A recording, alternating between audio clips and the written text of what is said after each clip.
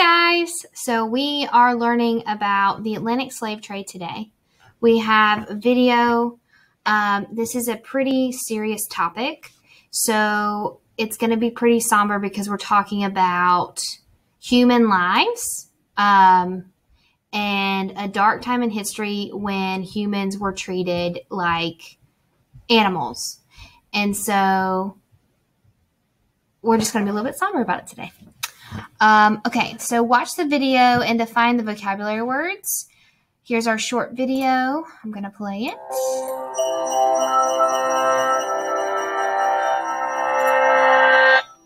Slavery, the treatment of human beings as property, deprived of personal rights, has occurred in many forms throughout the world. But one institution stands out for both its global scale and its lasting legacy. The Atlantic slave trade, occurring from the late 15th to the mid-19th century and spanning 3 continents, forcibly brought more than 10 million Africans to the Americas. The impact it would leave affected not only these slaves and their descendants, but the economies and histories of large parts of the world.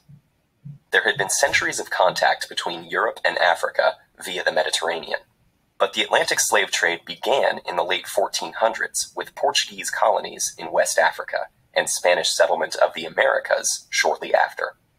The crops grown in the new colonies, sugarcane, tobacco, and cotton, were labor-intensive, and there were not enough settlers or indentured servants to cultivate all the new land.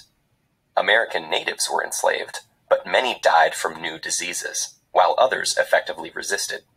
And so, to meet the massive demand for labor, the Europeans looked to Africa. African slavery had existed for centuries in various forms. Some slaves were indentured servants, with a limited term and the chance to buy one's freedom. Others were more like European serfs. In some societies, slaves could be part of a master's family, own land, and even rise to positions of power. But when white captains came offering manufactured goods, weapons, and rum for slaves, African kings and merchants had little reason to hesitate.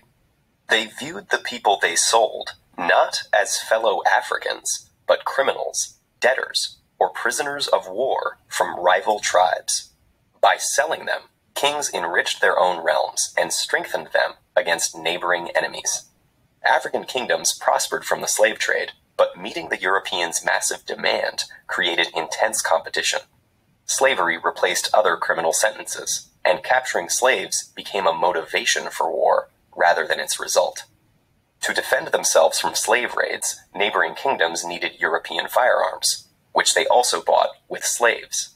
The slave trade had become an arms race, altering societies and economies across the continent. As for the slaves themselves, they faced unimaginable brutality. After being marched to slave forts on the coast, shaved to prevent lice, and branded, they were loaded onto ships bound for the Americas.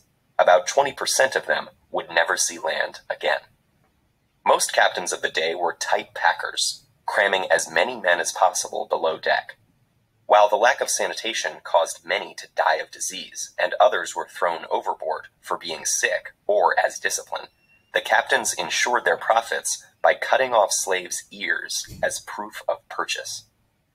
Some captives took matters into their own hands.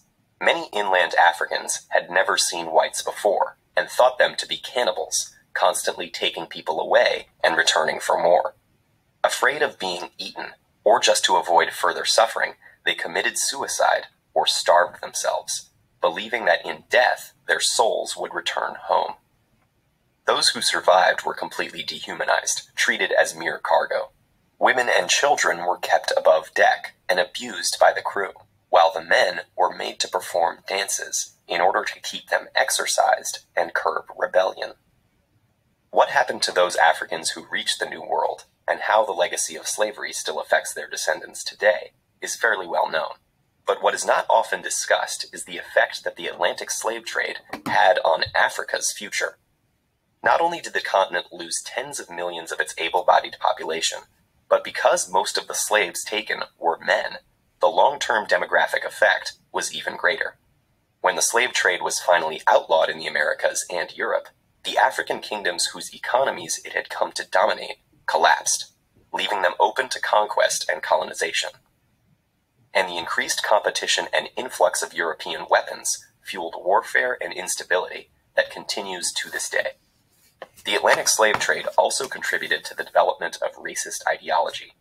Most African slavery had no deeper reason than legal punishment or intertribal warfare, but the Europeans who preached a universal religion and who had long ago outlawed enslaving fellow Christians needed justification for a practice so obviously at odds with their ideals of equality. So they claimed that Africans were biologically inferior and destined to be slaves, making great efforts to justify this theory. Thus, slavery in Europe and the Americas acquired a racial basis, making it impossible for slaves and their future descendants to attain equal status in society. In all of these ways, the Atlantic slave trade was an injustice on a massive scale, whose impact has continued long after its abolition. All right, so for our terms to define, we have export, which is goods going out. Whoa. It won't let me escape. Okay, there we go. Goods going out or shipped to another country. Normally the other country is the buyer. Import is goods bought from other countries coming in. Be easier. I made the wording the same. Shipped to other countries going out. Yeah. So dehumanization is going to be a huge term for us. I'm going to look up the exact definition just to make sure that I don't miss any part of it. So dehumanization is the process of depriving a group or person of positive human qualities. It goes even further over here. It says denial of full humanness in others and the cruelty and suffering that accompanies it. A practical definition refers to it as the viewing and treatment of other persons as though they lack mental capacities that they are commonly attributed to human beings. So I am going to go with this one, depriving, just because it's shorter. But I want you guys to realize that it's not just taking away human qualities, but it's viewing other people as though they don't have the same mental capacity as other human beings. So the video talked about how Europeans treated Africans as they were genetically inferior. That's kind of the way they treated slaves. And that was their justification for having them as slaves in the first place. So a cash crop is a crop produced for its commercial value rather than its use by the grower. So for example, corn would be a cash crop, cotton would be a cash crop, coffee would be a cash crop. Those are things that are going to be like, have a larger commercial value. So paste, copy and paste this. Whoa. Okay. And manufactured goods are going to be goods created in a factory. I'm going to take this out and then put goods produced by manufacturing.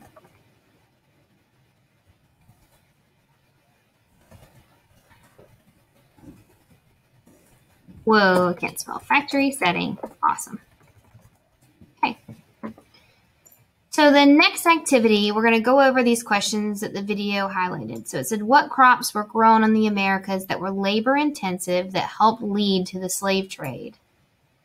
So it was sugarcane, tobacco, and cotton.